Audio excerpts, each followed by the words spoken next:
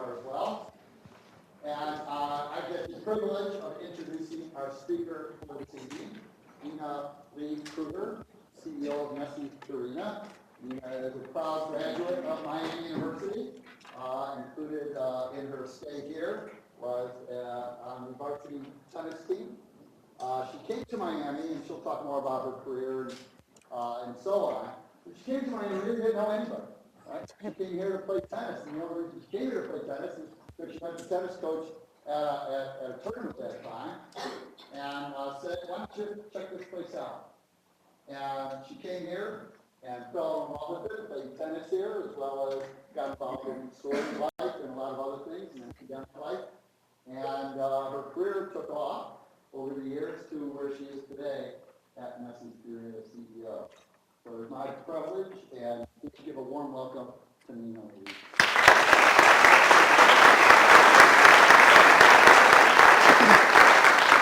So thank you to everyone here tonight. Today has been a busy day here at school. I've seen a lot of hustle and bustle. I think there were a lot of people at the spring ice today, and I think the suits you're wearing are from that, not for me. But if they're for me, thank you so much. I appreciate it.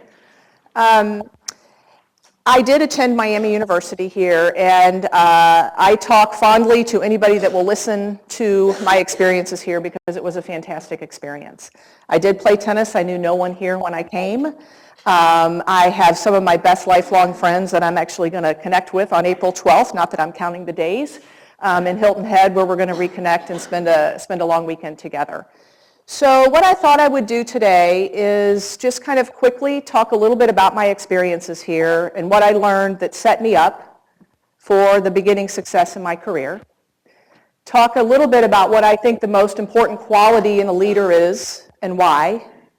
Then quickly cover two of what I think the biggest challenges facing Purina are today, but I would argue probably most any company today, especially in the consumer packaged goods area. And then end with a few tips that I have for you guys moving forward. And the goal is to leave as much time as possible for you to ask any question you want. And I will do my best to answer, and if not, I'll give it to Mike Leone, who is my colleague at Purina, and see if he can help me. So, yes, they did have wooden tennis rackets when I went to school here. Okay.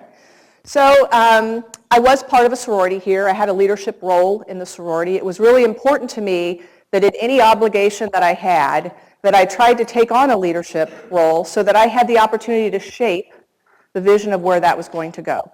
So in the sorority, I had a role. I was captain of the tennis team. I was involved in some other activities here. And I think as you guys sit here and look at what you're doing today, whether it's a fraternity, business, sorority, social, any of those, whether it's a project that you lead, a team that you're on, all of those things will give you skills that you're going to use in your life. You may not realize it at this point, but let me tell you three that I think are really important that I began to learn here at school. And the first one is work ethic, okay? You work hard. When you work hard and you put in the hours, you will be successful. If you think you are going to be successful without that, you're confused, and you need to really figure that out today. When you work hard, you gain confidence because you begin to see results. So the second thing you learn is confidence. And by working hard and achieving your goals, you then get to see more. The other thing that I learned was time management. You cannot be part of a team, part of a sorority, going to class, and not understand that you have to manage your time. And that's also about making choices and trade-offs. I learned really early in my career that I was not going to be a straight A student. I couldn't be if I was going to play tennis and be gone as much. What I did know is I was going to make as many A's as possible, and I traded those work ideas off. I don't really know what the right thing I was just trying to say. So that happens to all of us. We get confused. But so it's important to know that. And so really what I want to say is work hard, gain your confidence, and learn time management. And that will set up a foundation for you for success in the future. So agility. This is what I believe is the most important skill that a leader has today. If you don't have agility, you will not be successful. That means you need to be present. You need to be approachable. and you need to be aware. And you need to be aware of all the different audiences and constituents and what they need and how they need to be served and how you need to adapt your behavior and how your choices that you make impact them. This is a very rapidly changing business environment today. And if you cannot be agile and change, you are not going to be successful. So let's talk about it. Agility. Things and times have changed unbelievably, even in the last, I could say, 12 months. How and where we get our information is dramatically different than it was even a year ago, okay? The retail landscape is changing. Amazon buys Whole Foods. Who would have predicted that? In the pet care industry, Chewy is actually bigger than Amazon, and PetSmart bought Chewy. Then you have all of these brick and mortars who are trying to compete with the Amazons of the world, and how do they win, and what are they going to do? And then you have things like Shipt and other things that are entering in, and Target's buying. So the retail landscape is changing at a pace that we've never seen before. And there are more choices than ever before for consumers. So what brands, what products, what companies are consumers going to believe in, trust in, and find relevant in the future? It's a really big question that we have to grapple with today. And if we think that the old way of doing business is going to get us home, we are sorely mistaken. And it's really difficult. When we are working and talking to people at work these days, we say, last week I did a state of the company, talked to the entire company, and said to them, if you don't want to change, this is not the right place for you. It's not going to work. So we have to adapt, we have to do things differently, and we have to act in a new way very quickly. So the two areas that we are seeing really the most significant change in our organization today are really personalization at scale and e-commerce. So personalization at scale. There are millions of consumers out there who want to buy pet food. How can I be meaningful and relevant to them? Provide them with experiences that are unique, that satisfy their unique needs on as close as possible one-to-one basis. It's really difficult. It's complicated. And that's something that we are trying to figure out how to give the right products, the right services in the most relevant, targeted way to these consumers. And the second is e-commerce. How many people here have bought something online in the last month? Absolutely. How many people here have a Prime membership? Okay. So that's just the way it is today. I will tell you, when it came to Christmas shopping, I went in 0 stores this year, 0. That was my goal, actually, because I don't really like Christmas shopping, but it was so easy to do. And I refuse to buy anything online that I can get that I have to pay for shipping. So I can navigate that as well. So if you think about it, it's never been a better time to be a consumer than it is today. So let's talk a little bit more about personalization at scale. We are moving into what we call an era of immersive experiences, okay? So it really comes down to two situations. You have multisensory and you have multiple devices, okay? And depending on what sense you choose, whether it's voice, eyes, typing, whatever it is, and what device you choose, you will and can change your experiences that you're going to have. So the consumers have a lot of power here. We can talk 40 times faster than we can type. So the Googles and the Facebooks and those guys of the world are trying to figure out, how do we take away swipes and types? So they're giving us echoes and things like that to take all of that out of our way. So we don't have to use any of these devices anymore.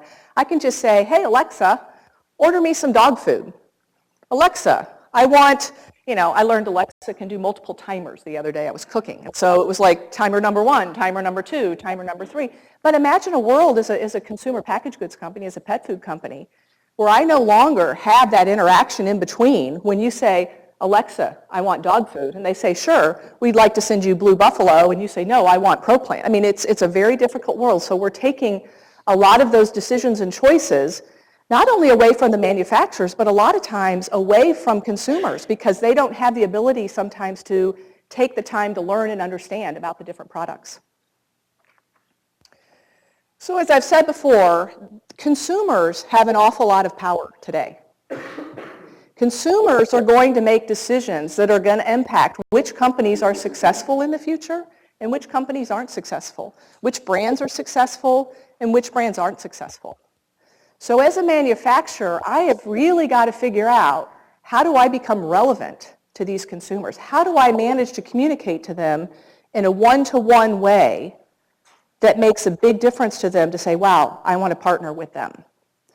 So the company that knows the consumer best engages in a two-way dialogue. It's got to be two-way. There's got to be stickiness. There's got to be a reason I come back and you come back and we share this information, and provides the most value. And value is defined in a lot of different ways. It's not just price per pound. It's, do you have the same values as it comes to sustainability as I do? Do you have the same values as it comes to other things? That's where value goes. And the company that does this and these relationships is going to win. This is our number one MBS strategy for the next 3 years at our company, is personalization at scale. How do we win here?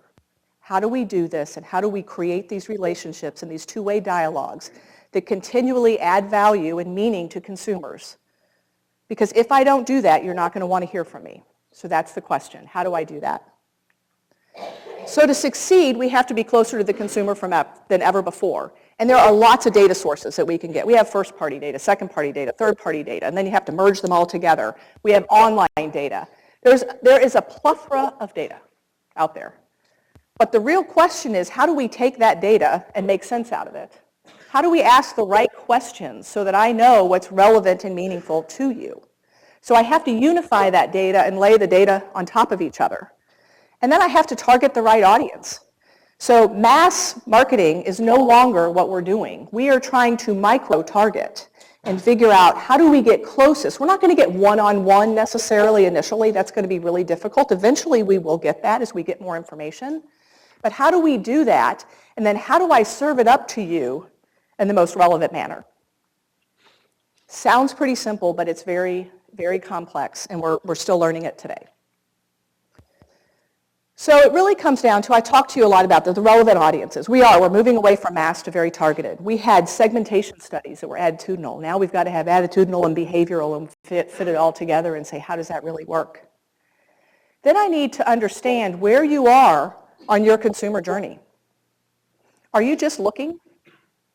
Have you already made a decision that you want to buy a certain category of product, but you don't know what product it is? Are you loyal and I want to retain you? One of the things we know is that in the pet care industry, when you are looking to acquire a pet, is when you are most open to information, even if you already have another pet, because you got to relearn, okay, I did this 5 years ago or 10 years ago, I don't remember really how to train the pet, or what's the best food to feed the pet, or what services do I need. So really it's understanding and identifying where a consumer is on that journey so that we can then communicate to them in a way that's relevant. We can provide them solutions that are meaningful. So it's really about connecting and serving and influencing across that entire journey. How do I get the right target, the right information, at the right time, with the right product? And it's hard to do. We're learning it. And as I said, there's many data sources. So what's interesting is we started with third-party data. A lot of people can get third-party data. We're now getting first-party data, and I will give an example of how we're starting to do this now. You marry those together, you get more important information. I now know that not only you're a female, but you're a female with a dog, and you have a poodle, and your poodle's name is Sam. I don't even know. But so it's all about that, and how can I become more relevant and communicate those to you? So as I mentioned, this is our number one strategy. It's one of those things that we absolutely have to crack the code on to be successful in the future. And it's really about transitioning from pet food. We sell treats, we sell food, and we sell litter. And if we're going to be successful in the future, we need to move to pet care. What services do we need to offer? What other products do we need to offer? How do we do that so that we can make daily, weekly, whatever the right cadence is, communications with consumers that's relevant and add value, and actually increase the relationship between pets and people? So that's personalization at scale. So if I told you there was a category that grew 73% of dollars, it was 73% dollar growth in 2017, grew over 4.5 times in less than 5 years, and is now almost $3 billion. And I'm just talking in pet care. I'm not talking across everything. The answer to that is e-commerce. So it has taken off in ways that you cannot even imagine. It represented 90% of all the category growth last year. Whoops, wrong way. So you take a look at this slide and you see Amazon and you see Chewy. So most people don't know Chewy. Chewy is a pet food provider. They sell .com. Chewy is $1.4 billion. It grew 97% last year. It is bigger than Amazon in pet care. Okay? Amazon is $1 billion and it grew at 63%. So now, if it's only growing at 63% and the category is growing at more than that, Amazon's not growing share and they quite frankly don't like that. Okay? Then you have Amazon buy Whole Foods. And PetSmart, which is a pet specialty retailer whose traffic is down over 10% over the last 2 years, bought Chewy because they're trying to figure this out. So we call Amazon and Chewy pure play. So in this world, they're pure play. And then we call the .coms of the world, so Walmart.com, Target.com, represent the rest. Pure play is 88% of e-commerce in pet food. So let's slice this another way. When you take a look at where pet food sales are today, 60% of pet food sales are in what we call all other channels, grocery, mass, and club. It's not growing. These retailers, we call them brick and mortar, they do not know how to compete in this world. And we need them to learn how to compete in this world because they're big and they're powerful. Not all of them will be successful. But how do we as a manufacturer work with them to ensure their click and collect is successful in the future? If you saw Walmart's earnings the other day, 40% of their growth came from e-commerce. Once again, that's not good enough. They have to grow faster to grow share, and that's what this is all about. You need those consumers in there. So we talk about that. Then we talk about, I said, Target bought shipped. Okay? So that's changing the landscape. These retailers are changing every day what we do. So then you say, okay, we have all of that. So e-commerce is known for algorithms and pricing. So they're making pricing neutral across everything. That's a commodity. That's going to commoditize the market if we're not careful. Okay? You, the consumer, me, the consumer, I used to be able to get things in 3 to 5 days if they shipped UPS. Then it was 2 days. Now it's 2 hours. I can get product if I want to. And then talk about supply chain. The last mile is the most expensive mile when it comes to e-commerce. What are the solutions that we have that we need to fix, that we need to build to make it profitable, make it economically feasible for us to succeed in this business model? So for the consumers, this has been a great growth area. You get a wide variety of choices you never thought you could have before. You get them all at the lowest price and you get them almost instantaneously. But for the manufacturers, we've got to figure this out because it's not quite that simple and it's very complicated. So it's challenging us to think differently, act differently, communicate differently, and really blow up all of our paradigms and business models that we've had, that we've worked with, that's made us successful for the last 20, 30 years. We have to change all of those. So that's once again why agility is really, really important. We have to think differently. So what have we done about that here at Purina? Over the last 12 to 18 months, we have created a dedicated team in e-commerce. We went outside and we hired an expert with 5 years of experience in e-commerce because that's an expert in e-commerce these days. Then we have put people in supply chain, in marketing, in creative, in digital. All of these areas are now in e-commerce because that's what we need to be successful there. We've integrated our e-commerce strategy into all of our brand plans. We've prioritized. These brands are going to win in pure plays. These brands are going to win in click and collect. And we have to create those plans to make sure it happens. We have to make sure that all of our websites are optimized for search so that when a consumer searches for a word, our brands pop up. And quite frankly, every retailer has a different way of doing it. So that's not as easy as you think it could be. It takes a lot of energy and a lot of effort. And when we started that process, it took me 26 weeks to update a website. I can now do it in 6 weeks. But we had to learn how to do that. And we had to prioritize which brands and which SKUs we could do it with. And it's not every one of them. You have to start somewhere. And that's really hard as a company. And then we constantly have to test and learn.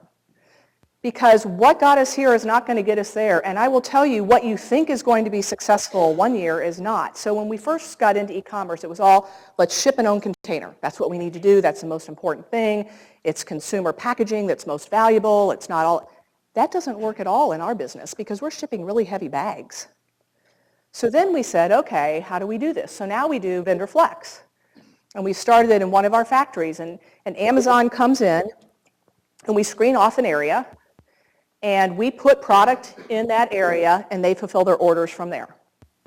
Okay, so that actually helps a lot. We have one. We're going to open 3 more of those in 3 different factories kind of all over. How we do that? It costs me more business to do business with e-commerce, costs me more dollars, than it costs me to do business with Kroger, Walmart, Target, any other retailer. Because they want us to cover their costs. And if you have a product that doesn't have a high enough margin for them, which quite frankly is not a lot of products, you're put on the crap list. And if you're put on the crap list, then they don't want to put any advertising around you, they don't want to put any media around you, they don't want search associated with them. So it's this constant juggling of how are we going to do this. So really partnering with the Amazons and the Chewies of the world to help solve for this is something that we're doing. And it's really making us think outside of the box because these business models are not sustainable long term if we cannot crack the code. And we need to crack the code because that's where the growth is going. We're also partnering with the .coms like Walmart. Walmart's going to open 2,000 of their stores with click and collect this year. So how do we partner with them to make sure that they're successful? So in Q4 of last year, we did some tests. We did tests with Purina One, and we did some tests with Dog Chow. Say, how do we work on this? How do we make it work? What works? What triggers? What makes consumers go for this? And so we had a lot of great learnings, not just in our category, that we're now helping them put across other categories. We did the same thing with Meijer. Meijer was doing a click and collect, and we ended up giving them extra pallets and some other things with some store graphics on the floor just to make people aware that there's click and collect, not just for pet food, but just in general. And so they saw a rise in an increase in sales. So how do we continue to partner with those retailers who want to do that? Because we're going to be successful when more than just Amazon and Chewy are successful.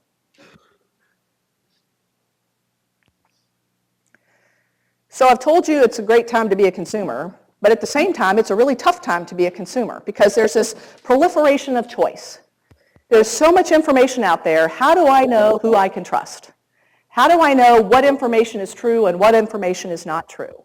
What is truly the best product? Because if you go out there and click and you pull up a website, you say search for something, the first 3 on there are most likely ads. So you need to search deeper. Are we going to take the time to search deeper? You don't really want to take the time to search deeper. So how do we do that? And at Purina, I'm going to share an example of one way that one of our brands has done it. Not every brand can do it the same way, but I'm going to share with you one example of how we've done it over the course of a couple years. So it's, you put your toe in the water, you figure it out, and you learn, and you do more. So I'm going to share a video here with you in just a minute. We went to Asheville, North Carolina, which is a progressive pet-friendly area, and we partnered with dog owners and cat owners there and asked them to take the 28-day challenge.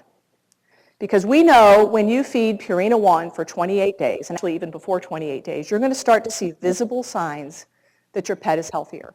The coat will be shinier, the eyes will be clearer, they'll have more energy. And we knew that if they took this challenge and did it, they would see success, and then they could become our ambassadors. So let me show you how this worked.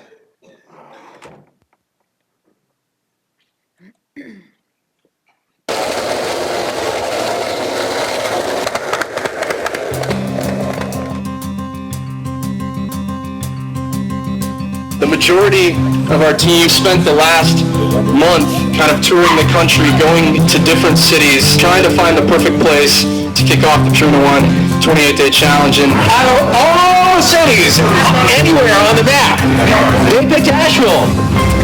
The one thing that really stood out to us is how dog-friendly this community is. Everywhere you go, you see dogs in Asheville. With Pisgah National Forest and the Blue Ridge Parkway, there's just so many opportunities to get out with your pets. A nice sense of community because your dogs are your family. I think it's just a social experience where you go out with your dog and it's easier to meet people. Just bring your dog around with you anywhere. Just a laid back kind of feel about it. What's not to love?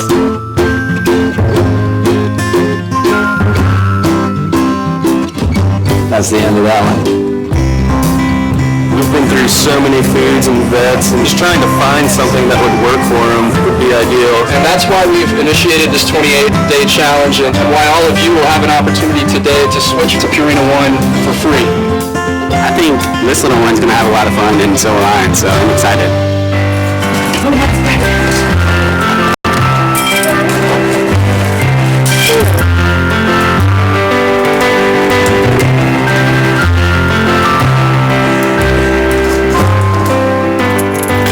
She's definitely got more energy. She's loving it. It gives me pleasure to see my dog loving food. Everything's going good. They check each other's bowl to make sure that every morsel has been eaten. We might take him in for a weigh-in. Yeah. This vet, some weight is already dropping. Yeah, he just seems very happy. We really were nervous. I've been really surprised by what I've seen. I want to feed him and take care of him the best way I can. He's just a wonderful, mischievous ball of fur. She's part of the family. We only want to give him the best because we love him.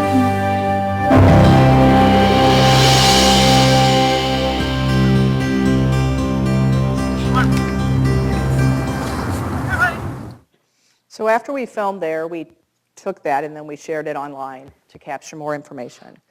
And so the first year, we had 300,000 pet owners that signed up. And that really increased the penetration of the brand, so you had more people buying the brand. 88% of those consumers saw a difference, which is huge, because then they're going to become ambassadors. They're going to say, I'm going to stick with this, and not only am I going to stick with this, I'm going to tell other people about it. So this was one way we could be a little sticky, and we could get some information. But as we learned, we probably didn't ask enough information as we did it the first time. This was a couple years ago. So then we said, okay, how do we make it better? So what we do is we're leveraging that data, and as more people come into the plan, we're asking them more questions, and we're finding more information out from them. And it's not that we didn't necessarily know all of this information before, we just didn't act on it always. So if they come in and they say they have a puppy, we take the communication that we're going to give to them, and it's more about puppy and what you need to do to make sure your puppy's healthy and what are the signs you look for to make sure the growth is there. If they come in and they say, my dog is allergic to something, or it's getting old, or it has a sensitive stomach, then we can tailor that information to them about Purina One. And finally, there's just some people who come into the challenge the way that they come into the challenge. And so by optimizing these communication pieces, we have doubled our success rate and how we get consumers to stay in this and continue to be ambassadors for our brand. So this is just one example of how we're continually modifying what we do and how we make sure that we're being more relevant and continue to stay relevant to consumers. So I'm going to spend just a couple minutes here because I want to get to questions. But I talked to you about agility, and I do believe that's the most important quality that a leader needs to have today. But I do think there's another or a couple other areas that I just wanted to touch on because leaders have a lot of challenges. And I wanted to give you what I think are some pearls of wisdom. We'll see what you think in a minute, I guess. So if you were in this room today, you probably have a dream, okay? And your dream can be whatever it is. And you need to have a dream, and you need to have a goal, and you need to set those goals. But what you need to realize is that life is a journey, not a destination. Martin Luther King said, I have a dream. He didn't say I have a plan. And so what you need to realize is as you live your life, it is a journey. And as you live your days is how you live your lives. So make each day count. Secondly, trust your subject matter experts. There are a lot of really smart people in this room and people that you work with and live with. Listen to them. My philosophy is you listen, you learn, and you lead. And by doing that, as a leader, you have to have a vision. Absolutely have to have a vision. But as a leader, if you don't listen to those around you, especially people who are experts in the area, you are never going to be successful. You are successful by getting results, not getting credit. So work together as a team and make sure that you have that. So trust your subject matter experts. Be true to yourself and to your beliefs. I cannot tell you this enough. The people that are most successful dare to live their authentic life. They don't try to live somebody else's life, somebody else's beliefs. You have to be respectful of other people's beliefs, and you have to understand where other people are coming from. But you always need to be true to yourself. One of my mentors said to me when I very first started in the company, he said to me, don't ever say or act in a way that if you were being interviewed by 60 Minutes, you would be embarrassed to tell them the answer. So if you're confused and you think, hey, I may not want to broadcast this publicly, then it's probably not true to yourself. There are people in here who have their sights on being CMO, being president, being CEO, head of supply chain, lots of many different areas. The biggest piece of advice, as I can tell you guys, is be successful where you are. Master the skills at the level that you are today before you set your sights on achieving the next area. So don't set your sights so high that you don't master where you are, because quite frankly, you will fail at the next level. So make sure that you do that. The other piece of advice I have is say yes. My dad always said, you catch more flies with honey than vinegar. So when somebody offers you a role or a job or a task force that you don't really why would I need to do that? That's not going to get me where I want to go. Say yes, because I will guarantee you, you will learn more from that experience than you think. You will learn more about yourself. You will learn more about the company. You will figure out a problem. And people will look at you and say, not only, they're putting our company first. And that's really important as you go through life and in a career. Work hard and play hard. We've talked a lot about agility. It is really hard work to change, to adapt, to listen, to do all of these different things. So you got to make sure you play hard. And you have to be able to play hard at work and in your personal life. Take the time to get to know your coworkers. It's going to pay off dividends in the future if you know what's important to people. The one with the cat there is Movember. We have it every year. We have a contest where different teams and different floors bet who can grow the most beards or look. I don't know what the judges really do, but it's a lot of fun. All the guys get involved and they laugh and we laugh. So it's really important to work hard and to play hard, because you're going to accomplish a whole lot more if you take time to have fun. And last but not least, choose your partners wisely. My professional accomplishments would be nothing without my family. And this may sound silly to you guys because, you're still in college, but I will tell you that it is extremely important when you go down this path and when you go through your career to have conversations. My husband and I had a conversation before we had kids. He owns his own business. And I said, well, I don't know if I can do this and work full time and travel. That may not be something I could do when I have kids. We had to have that conversation.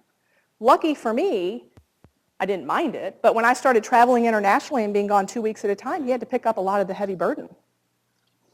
It's also about being present in whatever relationships you have today, whether it's a friend, whether it's family, whether it's a child, so that you put those deposits there so that when you have to not be there for an event or have to travel and leave them alone, they're okay with that. So choose your partners wisely. That's all. That's all I have.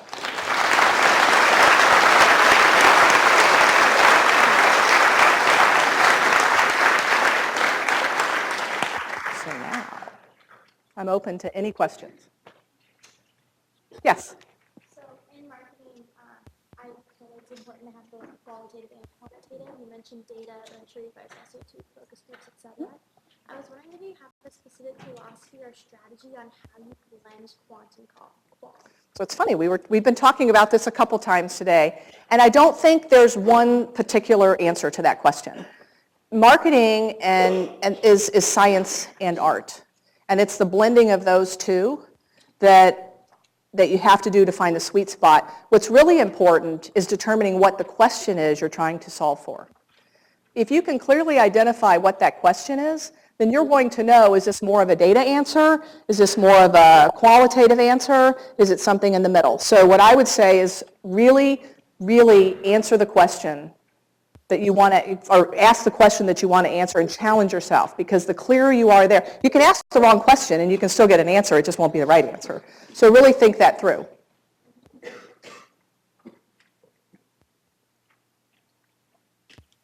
Yes.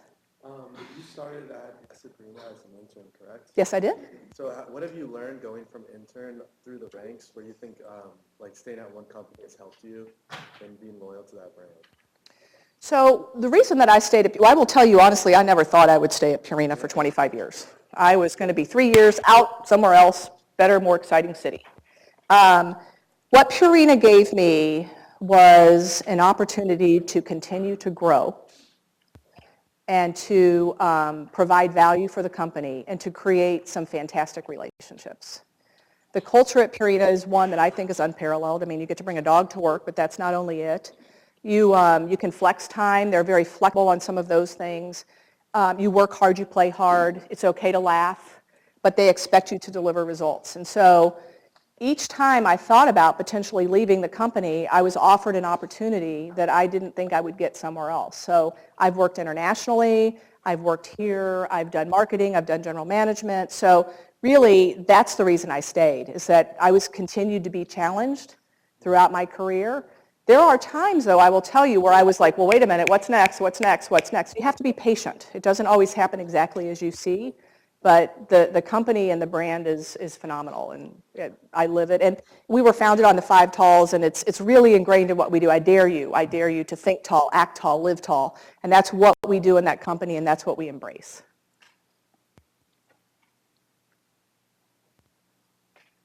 Yes. You mentioned that brick and mortar stores don't really know how to compete as the market's moving forward, and what consumers are really wanting is an immersive experience, shopping experience, and having a relationship with those people in contact, but then also e-commerce.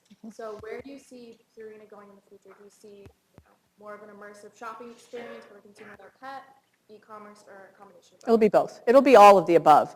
So there's not going to be a one-size-fits-all, because there's still going to be consumers that go to a store. There's going to be consumers who want to order online, and there's going to be people who want to personalize the products that they have. And so we have to make sure that we have solutions for those different consumers. Right now, we are probably in the 3rd year, I think it's the 3rd year of piloting a direct-to-consumer solution called Just Right, where you can personalize dog food for your dog, and it comes in many different varieties, and depending on how big your dog is, what you want your dog to eat, protein sources, caloric intake, all of those types of things. So that's very personalized, very direct-to-consumer. But it's going to be important for us to learn how to compete and play in every single one of those arenas. Yes?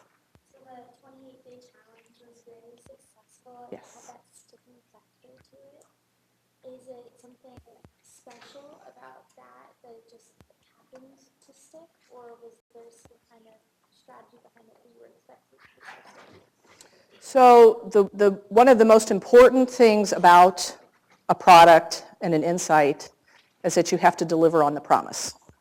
So when we said, try it and in 28 days you will see a difference, we needed to make sure that the dogs and the cats had a difference that was noticeable by the consumers. So that's the reason it was sticky, is because it was a product proposition that worked.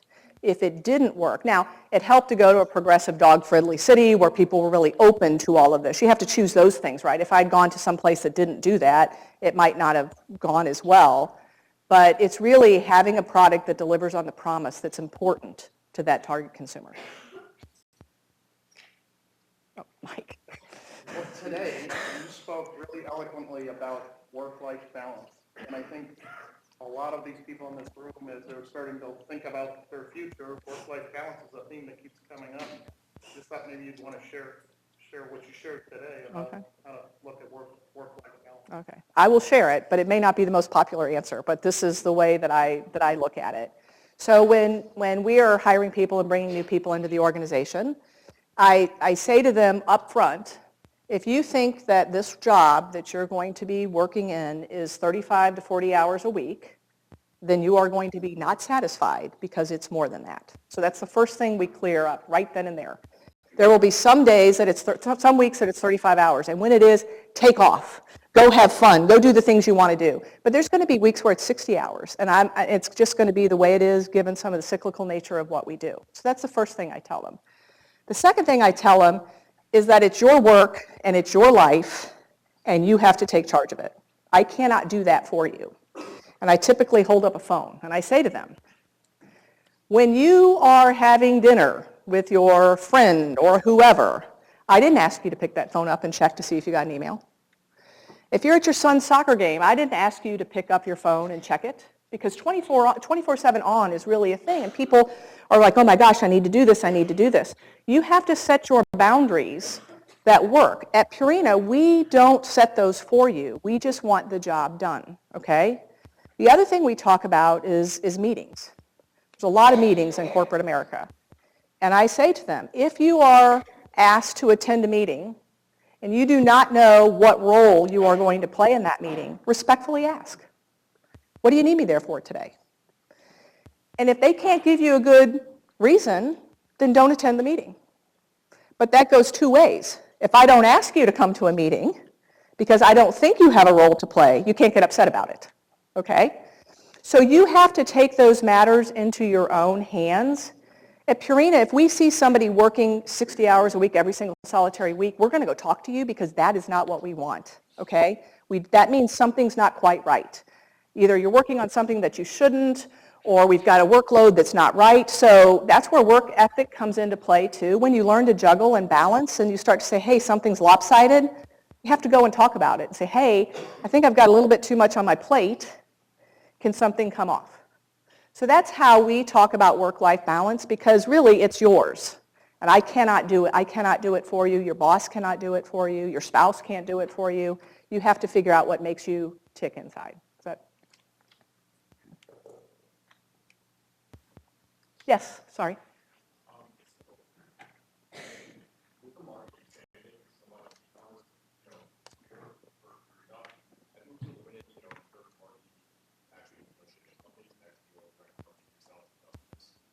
We are doing some of that, absolutely. So we have a vet direct business where we go direct. So it takes the vet, which the vets actually love because they don't really want to stock products. So you have to have a prescription, but they can order it direct. We're also working with Amazon and Chewy to do vet direct. We're also doing Just Right, as I said, direct to consumer. And then Vendor Flex with Amazon is direct to consumer. So we haven't really figured out with Chewy how to do that yet. With Chewy, they used to always go through third-party distributors. Now we ship directly to Chewy. So we're trying to take pieces of the supply chain out. And we will get better and better at that as we go. It's a good question. Can't see.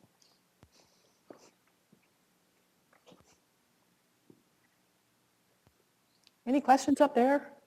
I have a question. Great. Can you give an example of a time, because you talked us into too, so I was asking that question. I'm curious as if you've had a recent experience and you talk about how the way the question was framed, the way the question came up, how it affected the quality of the decision as opposed to the quality of information you got. Oh, gosh. I have to really think about that for a minute. Sorry. Let me put it in my brain. Okay. I will give you an answer. Let me see if somebody else, because I have to think about that one. That it does happen, but I have to remember now how we do that. Does anybody else have another question so I can think about that one first? Yes? So I have a question. So you talked about the need for agility and the fast-changing role of consumer expectations and experiences.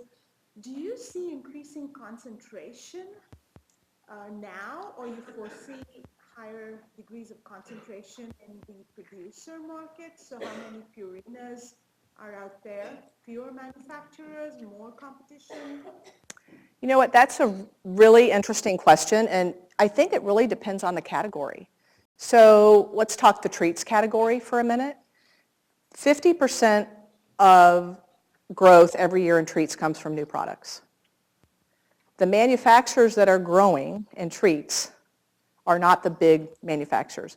There are between 100 and 200 companies that represent the majority of that growth. So it's really small, individualized companies that can do it. So they're being able to provide something in sort of a niche way. It can happen in treats more readily in our industry than in others because the quantity and the volume of treats is a lot less. It's really hard to make 300 tons of product, but treats is not quite that way. So you have a niche, you can do it, you sell it, and it works.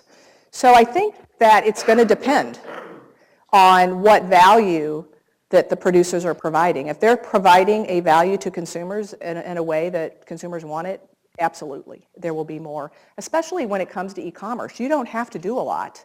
It's a lot easier when you're starting from that point, not when you're a manufacturer that's big and we're used to doing things a different way. So, I don't know. I think the jury's out. I think some categories you'll find more, and I think some categories you may not. It just depends. I don't think I really answered your question, but I'm still thinking on yours. You got to give me a minute. You stumped me. That's not fair. I got to think of it. Okay. So, like, all the new food trends, like gluten-free, GMO, how does that affect your business? Does it, like, help or hurt now that you can personalize food for pets more? So that's really an interesting. So we look at food trends all the time, and we see what's coming up and what's going on and what do we want to use and do next. And so some of the trends that are out there in the pet world don't necessarily apply to the food world. And so sometimes you don't want to do them. So grain-free. We produce grain-free products, but quite frankly, dogs aren't carnivores, so grain is not a problem. Protein, corn is a really, really good source of protein. Non-GMO, right now we have a pet specialty exclusive brand and a AOC brand, both which are small, that are non-GMO. We can't get enough ingredients for non-GMO certified. It's just not available out there. Same with organic. So sometimes it's hard to satisfy those trends because there's just not enough of it out there in the world. Now, we're also looking at probiotics and lots of other things that we're doing. ProPlan is coming out with dosage levels that are efficacious to make really strong claims. And that's something that we're doing, which is a human trend that's very, very big right now. That it actually, we say, it can go through the gut and still be valuable because some people put probiotics in that they can't do that or they're not at the right level. So we constantly look at consumer trends and say what's out there that's meaningful and how do we incorporate that into what we do. Okay, there we go. Okay, sorry. What advice would you have for an on-campus startup attempting to get its name out there? Like sort of direct follow the market? Communicate. You need to get it out. If people aren't aware of what you're doing, then they can't. What is it? It's a private tutoring company. You can visit our site. I just gave it to you. No.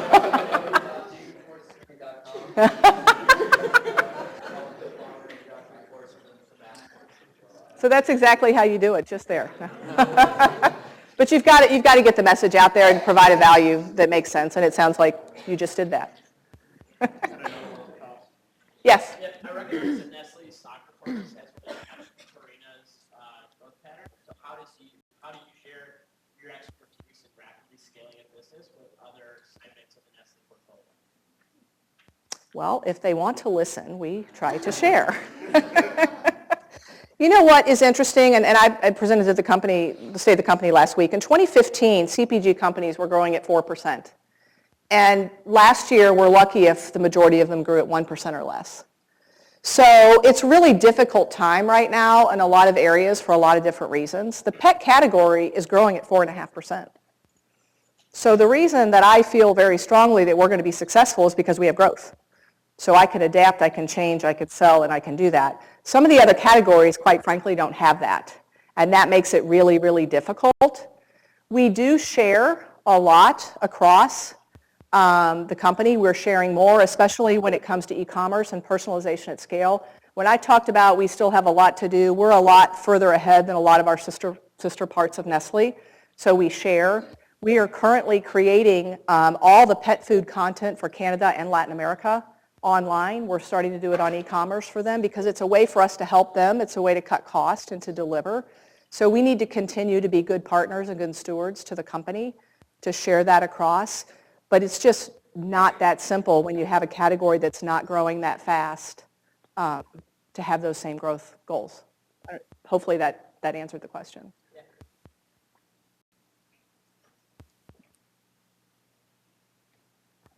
I don't know what answer. I will get you one. So can you give an example of time anywhere in your career where an insight came along because you researched something and like all of a sudden you saw the problem in a different light? and then we're able to ask, oh, wait, you need to think about it this way, not this way. So in fact, it gave you a different view as opposed to me asking a different question. Sure. When it comes to a couple of the different innovations, so one of the things we were doing, we were trying to solve for very indulgent wet dog food category. It was a target segment, okay? And our competition was Caesar. So we were talking about how do we be indulgent like Caesar?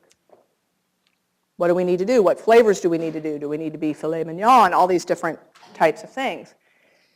And what we realized was when we asked consumers to demonstrate, like we read them the concepts, we worked on concepts together, and we read them the concepts, they didn't want anything that looked like Caesar. This was way before real wholesome ingredients today. So they said, I want real recognizable ingredients in there. And when I open Caesar, it's just this pate. And that doesn't make me feel good about feeding my pet lots of different variety and choices. So what we started to do is create in the focus groups what we called this smorgasbord. And we put out all different types, things that would never even be put in pet food. But we needed to understand what this really meant. And so we put all different protein sources in all different forms. Is it sliced? Is it diced? Is it chopped? Is it ground? Is it raw? And then we did all kinds of condiments from carrots to green beans to cabbage to cauliflower, all those types of things. Even things that you probably shouldn't feed your pet, but we needed to understand. And then we put oats and millet and different grains. We put different types of gravy, different types of sauces. And we learned what the role of a sauce or a gravy is versus the role. They didn't want gravy. Only reason I need gravy is to enhance the flavor. But if I have a real green bean and a real chunk of meat, I don't need that because it's going to taste really good. So I think it's, thinking, how am I going to solve this way and being open to what consumers say. To some extent, your question changed from how do we out Caesar to how do we figure out what consumers really want and then develop the product. Exactly. Okay. Right. So we were thinking indulgent the way Caesar does, and our consumer was thinking that's not really indulgent at all. What I want is this. Thank you. Okay. Thanks. Okay. Any other questions? Since you're a Oh, I'm global sorry. company, Yeah. You sell, pet products in different countries. Have you found, our students are global, but have you found it to be really beneficial to understand how you sell pet products in one country versus very different in selling pet products in a different country? Absolutely. Even in this country, different consumers. Hispanics, and what your culture defines really how you approach your pet ownership. And we talk about share of stomach. And so in a lot of countries, consumers feel very strongly, Hispanic countries are this way, that I want to fix the meal for myself. It's part of the family. I'm going to cook an extra chicken breast, and I'm going to do that, and they're not really open to manufactured pet products. In some, it's just about educating them. Hey, you know what? It's great to do that some, but the vitamins and nutrients that a pet needs are not necessarily in those, so why don't you supplement it with some pet food? So we go to this country, which is pretty much 100% manufactured pet food. There's some people who do feed their dogs.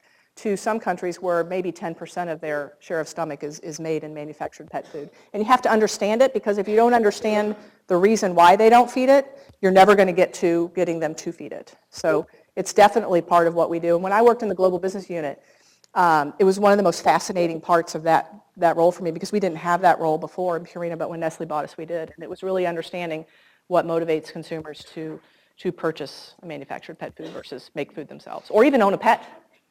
So you had to be open to that. Time for probably one more question. Okay. Oh, wait, we're going to that. Oh, okay. So for pets, like pet owners, do you find that when pet owner makes a decision once, that's just what they buy, like continually? Do you find a struggle like converting consumers to your products from different brands? Do you like target millennials or adults that buy a dog? So that's really interesting. Most pet owners buy more than one brand. Our most loyal brand, which is the most loyal in the entire category, is Dog Chow, where 50% of the consumers only buy Dog Chow. So It doesn't mean that they're always open and going to do it, but it means that there are opportunities to try to get them to purchase or at least consider your product. That's a really good question. It's something you're always trying to do. That's why being at the right place at the right time with the right information is so important these days, is how can we interrupt that cycle, especially with subscribe and save and things like that that weren't there before. How do we interrupt that cycle? Nina Lee told you, you gotta work hard, all right? You gotta manage your time, all right? Gotta be agile. Some great lessons in work and life, as well as picking a good partner. So all those really great lessons that you've heard today, hopefully you carry with you when you leave. So let's give a great round of applause.